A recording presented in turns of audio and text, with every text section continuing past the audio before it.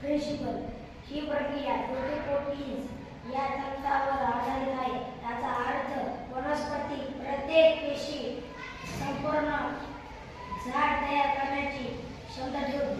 नमस्कार, माझे नाव डोंगरे सम्राट. प्रोसेस प्रक्रिया. या प्रक्रियेमध्ये 5 मुख्य टप्पे असतात.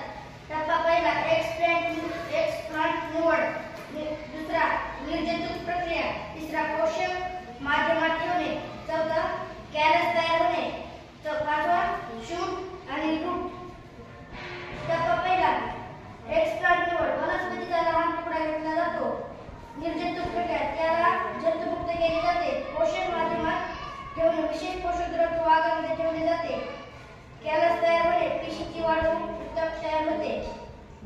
शूट आणि रूट तयार होणे, शेवटीच्या उतीपासून रूट तयार होते.